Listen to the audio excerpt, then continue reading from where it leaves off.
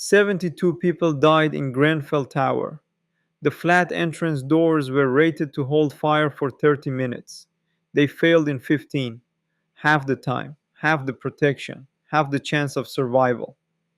In the next 8 minutes, you'll understand exactly how fire doors work: the materials, the seals, the testing, and the engineering that buys occupants time to escape. We'll cover the anatomy of a fire door, how they're tested in furnaces at over 1,000 degrees, and the failures that turn a life saving barrier into a death trap. Get this wrong, and your entire compartmentation strategy collapses. Here's a statistic that changes how you think about fire doors. Smoke inhalation kills 3 to 1 over burns. Between 60 and 80% of all sudden deaths at the scene of a fire are from smoke, not flames. Fire doors aren't just about stopping fire, they're about holding back the invisible killer that moves faster and reaches further than any flame front. Later, I'll show you a care home where removing self closers cost 14 lives, a tragedy that one simple device would have prevented. Fire compartmentation divides a building into fire resistant boxes using rated walls, floors, and ceilings. Fire doors are the moving parts in this strategy. They allow people to pass through fire barriers while maintaining the barrier's integrity when closed. Think of compartmentation as a submarine hull.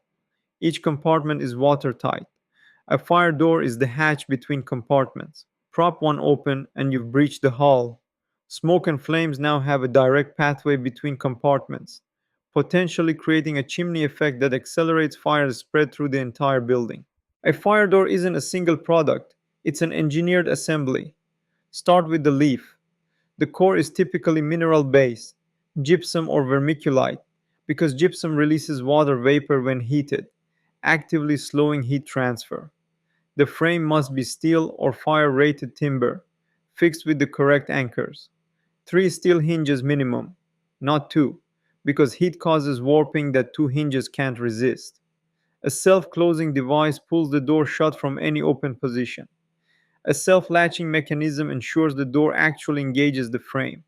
And critically, the gaps between door and frame must sit between 2 and 4 millimeters. Every component matters. Hidden in the gap between door and frame sits the component that makes everything work: the intumescent seal. At room temperature, it looks like a thin strip of rubber.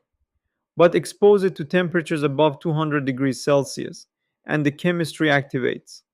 Graphite based intumescent materials expand 10 to 20 times their original size, forming a dense carbonaceous char that fills every gap.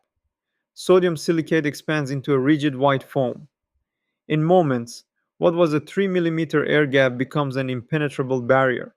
The seal literally grows to meet the fire. It's passive fire protection at its most elegant. But here's the problem: intumescent seals can't solve alone. Cold smoke. In the early minutes of a fire, smoke is cool enough to pass through gaps before intumescent strips reach activation temperature. That's where smoke seals come in: flexible blade or brush strips that mechanically block smoke at any temperature. This distinction proved fatal at Grenfell Tower. The flat entrance doors were specified as FD30, fire only, not FD30S, fire and smoke. Those missing smoke seals meant cold smoke entered the lobbies and the stairwells from the moment the fire started. So, how do we know a fire door actually works? We burn it. The complete assembly, door, frame, seals, closer, hardware, is mounted in a test wall and placed into a furnace following the ISO 834 standard fire curve. Temperatures reach 840 degrees at 30 minutes, 1050 degrees at 2 hours. The test measures 3 things, expressed as the fire resistance level: structural adequacy, can it stay standing? Integrity, do flames and hot gases pass through? And insulation, does the unexposed side get dangerously hot? For most fire doors, the FRL is 6030, 60 minutes of integrity, 30 minutes of insulation. In Australia, fire doors are governed by the National Construction Code, Specification 12, referencing 2 critical standards. As 1530.4 defines how fire doors are tested: the furnace, the fire curve, the FRL measurement. As 1905.1 defines how they must be designed, constructed, and installed: The key requirement is this: the entire door set must be installed exactly as tested. Change the hinges, remove a seal, use a non certified frame, and the fire rating is void. Self closing and self latching are both mandatory, no exceptions. Every building manager faces the same tension.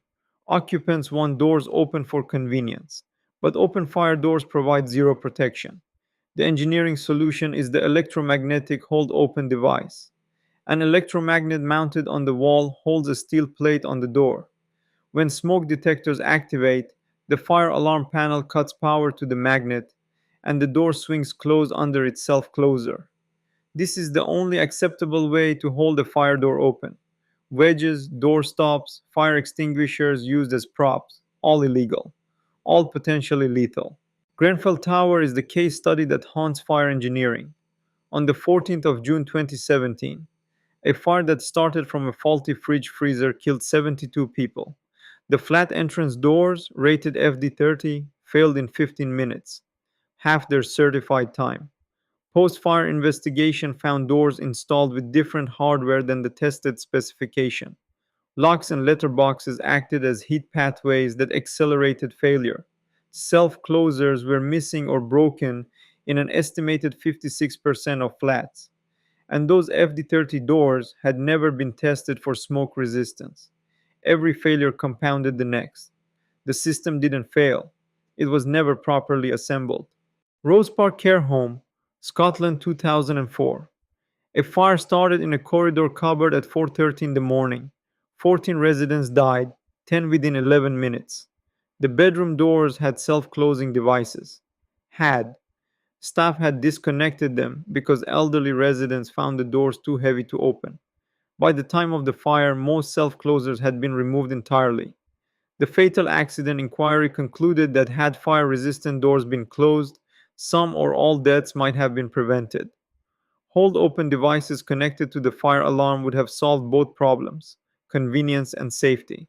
Here's the number that should alarm every building professional: 75% of fire doors in the UK fail inspection. The top failures: excessive gaps, damaged or missing seals, broken self closers, and doors propped open. One of the most insidious failures is painting over intumescent strips. The paint prevents expansion, turning a life saving seal into a decorative strip. Fire doors buy time: time for occupants to escape, time for firefighters to attack. But they only work as complete maintained systems. Inspect them, maintain them, and never ever prop them open.